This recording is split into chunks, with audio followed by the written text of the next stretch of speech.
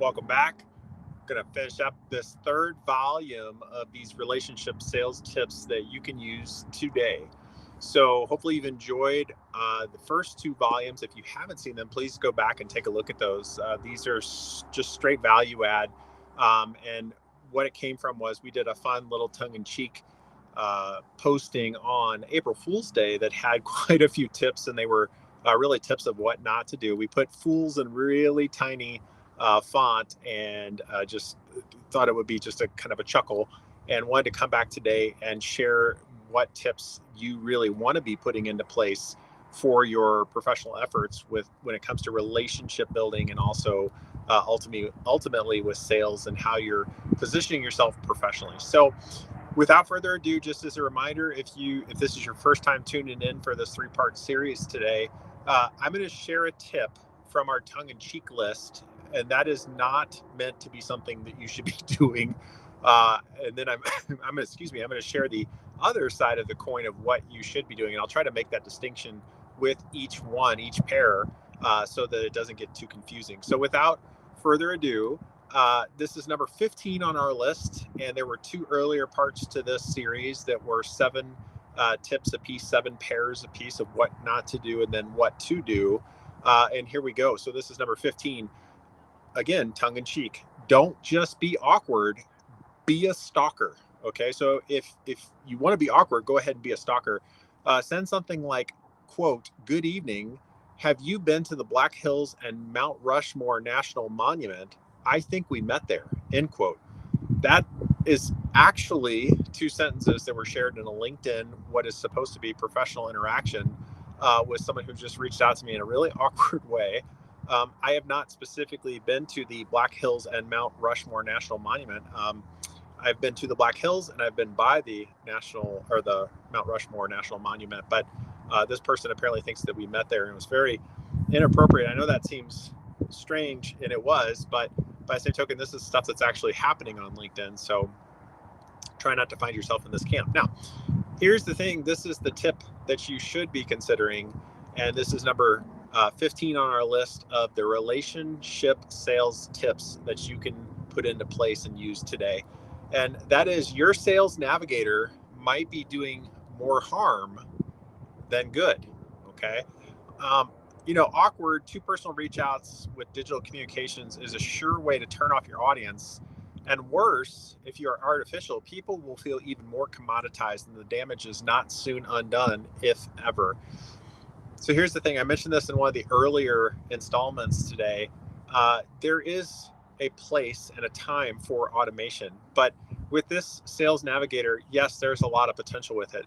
With anything, the potential is often balanced with the fact that it can be used in ways that are not appreciated by a good portion of the people.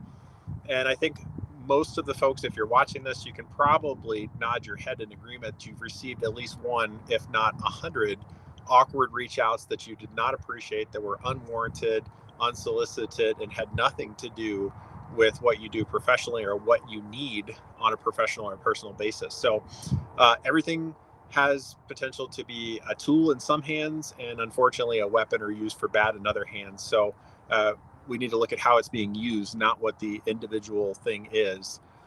So back to our list here, number 16, which is show them that you've done your homework. Okay. Use phrases like, "My intuition tells me." Again, that's tongue in cheek. I don't want you to use crafted sentences with people that you're just reaching out for the first time that says, "My intuition tells me." That is an actual phrase that someone used in a reach out to me. Some of these tips today are certainly in-person tips. Some of them straddle between in-person and online presence. And then some of these tips are more online presence focused. Here's the thing. In a conversation that you're having with someone at a networking event, or you're doing a reach out on LinkedIn Sales Navigator or via the private messaging, if you've only known this person for a short period of time, "My intuition tells me" is not a great sentence to use, because that gets really personal really quickly, and can definitely send you down the wrong path. And I would say err on the side of not getting too personal too quickly with people. All right. And the opposite side of the coin is that indeed, number 16, show them that you've done your homework. But here's the differentiator. It doesn't hurt to pick up on subtle pieces of information, and used sparingly with intention, especially in a follow-up meeting, it can wow people in all the right ways, that you're paying attention, maybe that you've done a little homework and stuff like that. Again, I talked about this earlier. If you're going to interview for a position or something like that, it's good to do your research and know what that organization's about.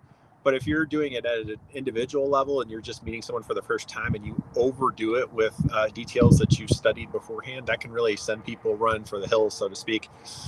But used in a first meeting communication, this can actually repel your audience. So kind of keep that in mind, that you could be sending your audience away from you by over studying them and overdoing your homework. Okay, so just kind of keep that in mind. All right, let's go back to our April Fool's master list of what not to do. And let's see here. We just finished with number 16, so we're on to 17 now, which is make a disingenuous offer before you pitch. Okay, again, tongue in cheek here. This is not what you should be doing. This is what you should not be doing. So this is meant to be fun, but this is kind of a real world meets real life type situation, which is if you can throw in an offer of your expertise or of making an introduction, no need to actually follow through though. Do it before you pitch. That will create the goodwill to cement the transaction. And where that came from, and I've seen this on multiple occasions, is unfortunately there are some folks that kind of make a disingenuous offer, like, hey, look through my LinkedIn contacts, and if you find someone that's a good fit for you, then please let me know and I'll make that connection, but here's what I'm looking for. Well, it works sometimes if the person that is saying that actually follows through. Many times the person is not interested in following through, and so the result is that it makes them look really bad because they made an offer that they're not going to follow up on. Oh, if you need me to guide you on your marketing, or if you need me to guide you on your so-and-so, or you need me to make this introduction. Well, first and foremost, nobody asked your expertise, okay? You're positioning yourself as an expert before building a relationship, so that can make you look a little bit pompous in that regard. So keep that in mind, that you need to build a relationship before making these offers. Otherwise, one, it won't be taken seriously, and two, if it is taken seriously and you don't follow up on it, your credibility is destroyed, okay? So that was number 17 on the transactional side of the fence, or the tongue-in-cheek side of the fence. Here's number 17 on the relationship sales side of the fence. Excuse me. Be genuine in your interests to serve. Okay, so whether it's because they need your product, your service, or you can just offer value alone, I want you to be genuine and deliver your best. Okay, and here's the thing: if you are really building relationships and you're putting force on that flywheel to really get that flywheel moving so it just kind of spins indefinitely on its own, that takes a long time to do, but it starts with focusing on creating value first, serving first, and then the sales will follow. And if you know that you're in the right audience first and foremost, it's only a matter of time before the sales will come, and you won't have to work so hard or be awkward to try to get them. It was because you will create value, people will take notice, and then they want to do business with you. All right. That was number 17. We're going to number 18 now. I know earlier in my first volume of today's series, I said that something else is the way, and I'll go back to it real quick so you can get the gist of it. But it was forced, awkward professional intimacy is the way. Okay, I know I said that, but I'm going to also use another one here that is also the way, and that is mass reach out is the way. Okay, regardless if the person is not active in your industry, even if they have had a past in that industry or have credentials related to your product, that is your opening pitch. Okay. I receive one of these probably about once every 3 weeks now. I do not actively provide patient care, even though I have a background in healthcare. But with that said, I haven't provided patient care for a while now. I'll do it on the one-off basis and stuff like that. But people will reach out to me, even though my profile clearly demonstrates that that's not what I do on a day-to-day basis. They will reach out and try and sell medical equipment or sell healthcare marketing or whatever it is. And it's like, let's just go send out a mass offering to 1,000, 10,000 people because of the fact that LinkedIn Sales Navigator or some other bolt-on add-on allows you to do that, or do it through email or whatever channel you can get to someone, whether it's sending automated messages on social media platforms like Facebook or Instagram. Here's the thing, you're not doing yourself any favors. It's mass cold reach out. Cold anything is not really great for people that you're trying to create a relationship with in order to offer them something of value. And obviously you're probably not interested in really creating value because of the fact you're just going with the numbers approach and everybody's a target to you. So that is, again, that's the tongue-in-cheek look at things. Now let's go the other direction. And here's number 18. This is on the relationship sales tips that you can use starting today. And that is, people are all unique. Okay, here's the thing. From far away, like, I'm sitting outside, there's a trail behind us and all this kind of stuff. And if you look in your direction, like if someone was off as far as I could see, there's not going to be a whole bunch of differences. Maybe I could tell the color of their outfit or whatever, but facial features and all that kind of stuff is really hard to make out from any distance away. So from far away, people look quite a bit alike, but up close, they have massive differences. Okay. We all look similar far away, but get up close and like even down to fingerprints. Everybody's fingerprints are wildly different. People's approaches to life are wildly different. Okay. And they want to be seen as individuals too. So if you're doing mass reach out, you're not seeing people as individuals. And so my question to you is, do you think that mass reach out makes people feel seen as individuals? Well, we don't either. Okay. When I say we don't either, that's Jeff and I. Jeff's the co-founder of RelationsHIp Sales, and we really endeavor to teach and guide people to create relationships and see people as individuals. And you can certainly do mass reach out, but I want to make a distinction about how you could do mass reach out better. If you're going to do mass reach out, you need to focus on it being fun, engaging, entertaining, and unique. And this is to generate the right kind of attention and interest. And if you do this well, and you're not so focused on closing a sale via mass reach out and cold reach out and all this other kind of stuff, instead of people stacking up bricks to try to put a wall in between you and them so that they can get away from your forced awkward intimacy, instead, if you're fun, you're engaging, you're authentic, you're professional, you've got a really unique message, all the things that make you magnetic, then you're going to get their attention. And then the next time that you put something out, they might click on that a second time. And eventually you might create a relationship with that person through your digital reach out. But if you're just doing the typical, I'm going to put my quote sales pitch out there. Okay. Nobody wants to be pitched. Nobody wants to be targeted, dripped on, put in your funnel, put on your mailing list, whatever.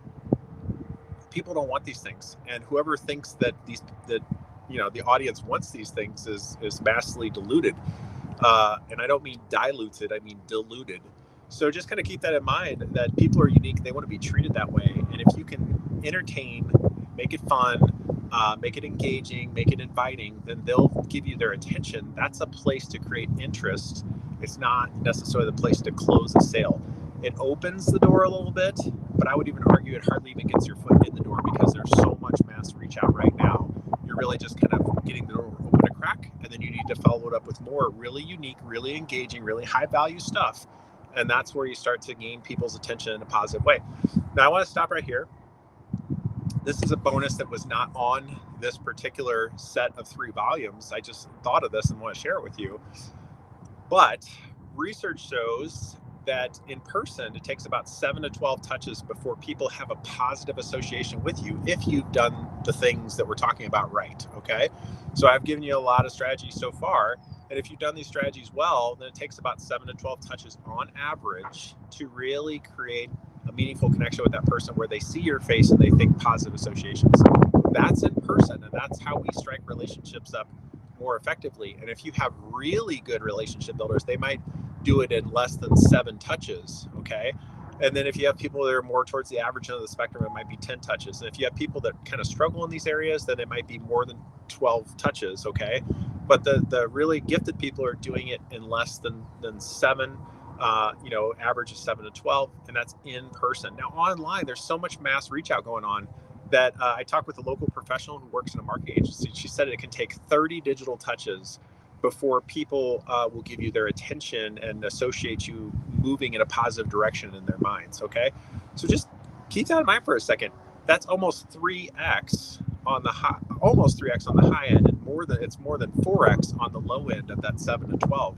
So if you think that, I I heard 7 to 12 touches is the right way to go. That's not universal for in-person and online. That's the in-person numbers. The online numbers are substantially more.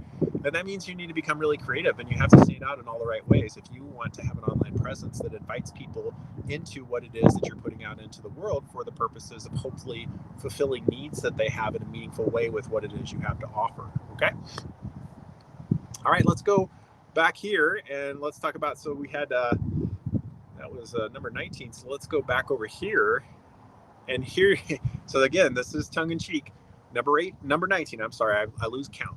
All right, make them feel like your approval matters, okay? So tell them you checked out their profile in your free time and you are too busy to do it during the workday. So that's essentially, this is a true story. I'll share this in a minute. And then ensure to let them know that their record is very good. Make it feel as if you are their boss and grading them on their achievements. That will help them realize you are an authority, okay? So, so this is a funny story. So again, this is tongue in cheek, this first part of this pair here. Make them feel like your approval matters. I had a person reach out again on LinkedIn. I don't remember whether it was Sales Navigator or private message. Person says, hello, Nicholas J, or something like that. I've checked out your profile in my free time and your record is very good. And then it goes on and drones on for a while. Here's the first thing.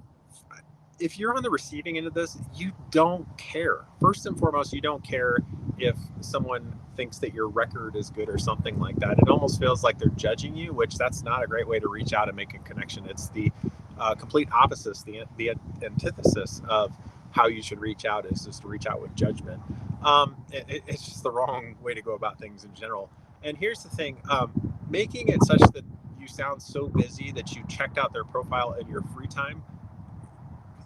Really? I mean, it almost sounds like you're just too cool for school, and that is aloof, and it puts people off. And so that's number 19 on the tongue-in-cheek, joking side of what not to do. Okay. Now let's head on over to 19 on the relationship sales tips that you can put into place today. Here's the thing. Who you are reaching out to, you want to make them the most important part of the equation. Okay, they are the most important part of the equation. When you do the things on this list with intention to improve other people's lives, it comes from a heart of service and creating value. That intention is infectious and people pick up on it. And the person feels that you care, that you see them as an individual, and they end up knowing, liking, and trusting you, or they want to know more of you so that they can continue to like and further trust you. When you reach out and you make it sound like you're too cool, or that, oh, you're so amazing that you checked out their profile in your spare time and that you think that they have a good record, okay, nobody wants to feel like that.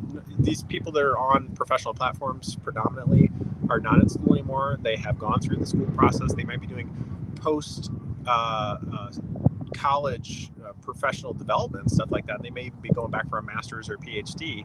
But when it comes down to it, the vast majority are not interested in your opinions on their record, okay? That's what they go to school for. They get it there. They don't need it from your reach out, and it makes you look very awkward and aloof. All right, so let's go to number 20. And so just to let you know, I have a few extra bonus tips on this one. So we're gonna go to all the way to 20, or I have an extra, which is we're gonna go to 22 today. And so we're on number 20 right now. And number 20 is this is tongue in cheek again, give them links, lots of links, okay? If you can send a YouTube link, a free assessment link, your calendar link, and then maybe another bonus link, that instills trust, and they are waiting for your message anyway. So they're going to click on it for sure. They're going to do all those links, okay? Again, tongue in cheek. That was from April Fool's Day, so please do not send a ton of links. Now, let's go to the relationship sales way of thinking, which is you need to be intentional with people. This is number 20 on the list. You need to be intentional with people's time and attention. And if you want to send something to someone, you need to ask yourself this question. How can I send something that's engaging, valuable, entertaining, fun, and useful to them in a way that's easy and trustworthy to access it, okay? People are wary about clicking on random links, even if it has what looks like a YouTube link in it, or another link to LinkedIn, or something that seems like it's legit. We've been, kind of bait and switch too many times with these links and end up on some awkward platform that we didn't want to be on. That's, a Nigeria, Nigerian prince. A lot of times that's what the old scam was the Nigerian prince, where he's got $100 million and he wants to put in your bank account, all this kind of stuff. And he just needs you to help him get it out of, wherever it's at, probate or whatever. But people are not going to click on these random links. So if you can embed a thumbnail, that's great, because then they can see that it's an actual video. But is your video on point with what their needs are? And can you bring that video forward in a compelling way that makes them feel like, oh my gosh, this looks like fun or of interest, so I'm going to click on it. And you need to realize that their time is a finite resource, that even though technology is helping people get time back, people still do not want to be found wasting their time. And if you are sending them 4 links and, so click on this here, and then, take my assessment and this sort of stuff, like, people don't care. All right. People just do not care. They do not have the time. And if you are not creating a reason of value that they want to click on or follow up on something that you sent, well, then you really aren't doing anybody any good. And then you're going to get frustrated with your reach out means because of the fact you think it's not working. Well, of course it's not working, because of the fact that you're making it all about you and you're not respecting people's time. Okay. All right. So number 21, let's get back up to the top. Number 21 is, again, tongue in cheek. Be unignorable. Okay. Be unignorable. All right. If they don't respond, at least 3 to 24 follow-ups is good. Okay. And they can't be that uninterested or busy to talk to you. Okay.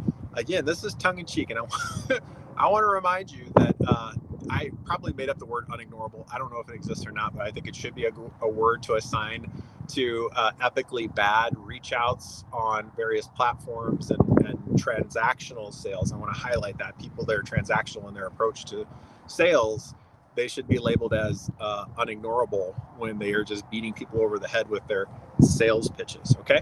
So that's number 21. Now let's go over to the relationship sales approach, which is, these are the tips that you can put into place today. All right. This is number 21. This is the opposite of be unignorable. And that is be magnetic and memorable. And I talk about this in the Relationship Sales Masterclass. We have a bonus module during lunch, and it's called 9-ish strategies to be magnetic and memorable. It's 9-ish because of the fact that that's a little bit more sticky in people's minds. Like, what is 9-ish?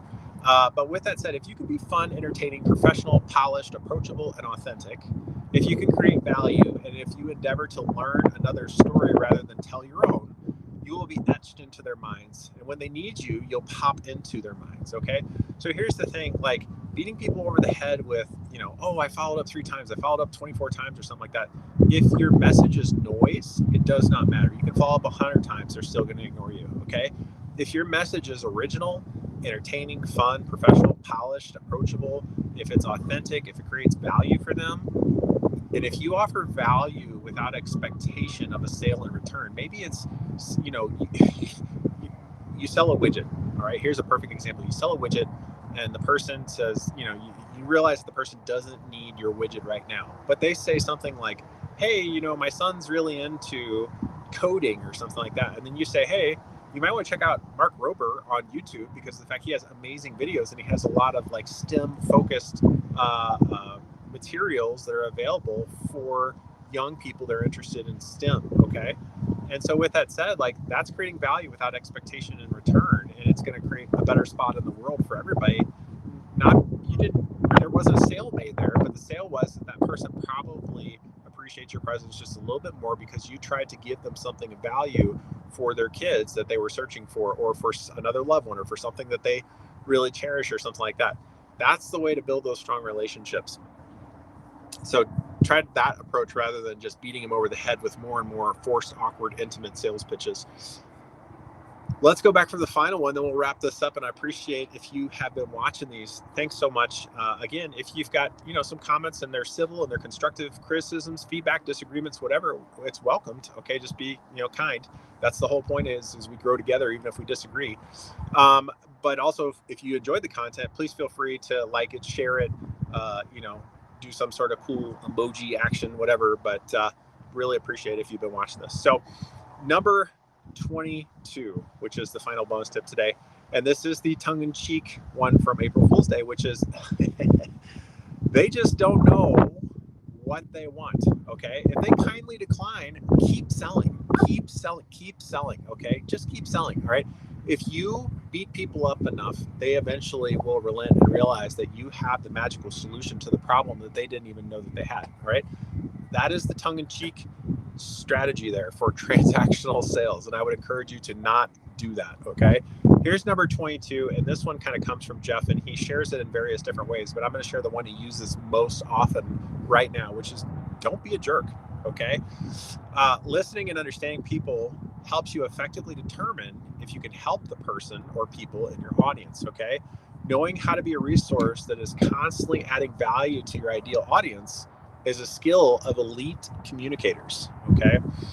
Overbearing and transactional are not quality attributes. And so I would encourage, as we kind of part ways today, that you constantly be thinking about strategies that you can employ to add value first in people's lives, okay? Add value without expectation in return. The neat thing is that if you do enough reps of that, you won't have to worry about expectation of return, because returns will be coming without you putting in as much effort or any effort to see those returns manifest. So you put in good, you constantly are helping people, you're creating value, you're seeing people as people.